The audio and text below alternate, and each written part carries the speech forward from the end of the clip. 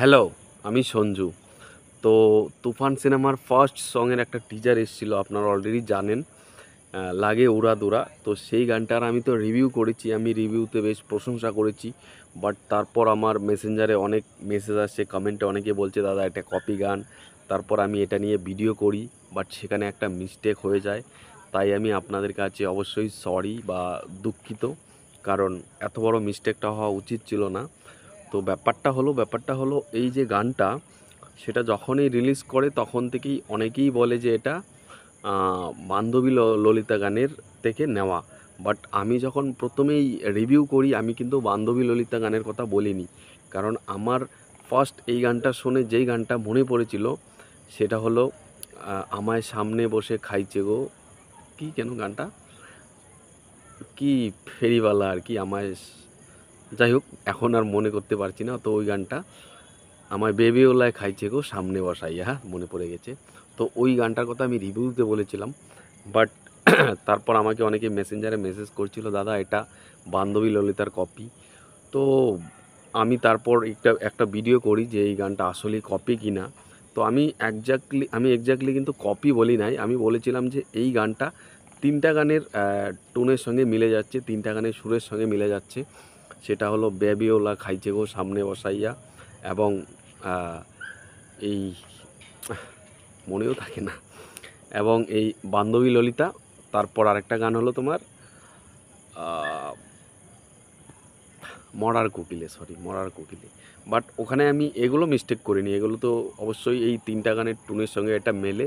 But যেটা mistake করেছি সেটা হলো, আমি বলেছিলাম যে ডেসক্রিপশনে কোনো ক্রেডিট দেওয়া হয়নি, কারণ এই তিনটা গানের মধ্যে যে গানটাই অরিজিনাল হোক, তাদের মধ্যে তো একজন অরিজিনাল শিল্পী আছে যিনি গানটি গেয়েছেন বা যিনি লিখেছেন, রচয়িতা। তো তাদের তো ক্রেডিট দেওয়া দরকার ছিল। তো আমার একটা মিস্টেক হয়েছে, আর মিস্টেকটা আমি কি করে বুঝবো, কারণ আমি দেখেছিলাম চরকির ওয়াইটি চ্যানেলে, অর্থাৎ চরকির যে ইউটিউব চ্যানেল রয়েছে, আমি সেখানে গানটা দেখেছিলাম। সেখানে আমি ডেসক্রিপশন দেখেছিলাম, ডেসক্রিপশনে সেখানে কোনো রকমভাবেই ক্রেডিট নেই। আমি কিন্তু স্ক্রিনশটও আপনাদেরকে দেখিয়েছি যে ডেসক্রিপশনে কোনো রকম ক্রেডিট নেই। বাট পরে আমি জানতে পারি, অনেকে আমাকে এখন হোয়াটসঅ্যাপে পর্যন্ত স্ক্রিনশট পাঠাচ্ছে যে এইচবিএফের যে চ্যানেলে রিলিজ করা হয়েছে সেখানে ওই অরিজিনাল শিল্পীর ক্রেডিট দেওয়া হয়েছে। রাজ্জাক নাকি কি, রেজ্জাক নাকি নামটাও আমি ঠিক উচ্চারণ করতে পারছি না। তো ওনাকে দেওয়া হয়েছে ক্রেডিট। তো এখন আমি অবশ্যই আমার ভুলটা তাহলে আমি স্বীকার করতে পারি, কারণ ভুল, ধরুন মিস্টেক হয়ে গেছে সেটাকে স্বীকার করা উচিত। তাহলে কিন্তু মানে ব্যাপারটা অল্পতেই থেমে যায় বা চেপে যায়। এখন যদি আমি না স্বীকার করি না, আমি ভুল করিনি, তাহলে তো ওটা হবে না। আমার দেখতে মিস্টেক হয়ে গেছে, আমি অ্যাকচুয়ালি আমার সবগুলোতেই দেখা উচিত ছিল, একটা দেখি জাজ করা ঠিক না। আর আসলেই পরে আরও একটা মিস্টেক, সেটা হলো আমি বলেছিলাম যে এই মানে অরিজিনাল গানটা হলো আমার বেবিওলা খাইছে গো সামনে বসায়। কারণ আমি যখন ইউটিউবে তিনটা গান দেখছিলাম তখন দেখলাম বেবিওলা গানটা সবথেকে পুরনো, বাকিগুলো নতুন। তো পরে জানতে পারলাম যে মরার কোকিলে যে গানটা, ওই ঘুম ভাঙায়া গেল গো মরার কোকিলে, ওটা হলো অরিজিনাল ভার্সনটা।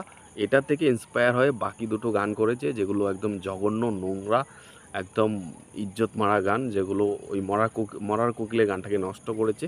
যাই হোক, আবার মরার কোকিলের গানটাকে ইজ্জত বাঁচাতে শাকিব খানের এই গানটা অবশ্যই অনেকটা হেল্প করবে, কারণ এটা একটা স্ট্যান্ডার্ড অনুযায়ী গান করেছে, বর্তমান সময়ের সঙ্গে বেশ আয়োজন করেছে, অনেক টাকা খরচা হয়েছে, দেখলেই বোঝা যাচ্ছে। তো যাই হোক, আমি আমার মিস্টেকটা আপনাদের কাছে স্বীকার করলাম যে আমার মিস্টেক হয়েছে। বাকি আপনাদের কি মতামত কমেন্টে জানান। গানটা পুরোটা আসার অপেক্ষায় করছি, পুরোটা আসলে জাস্ট উড়াদুরাই নাচ হবে। টাটা।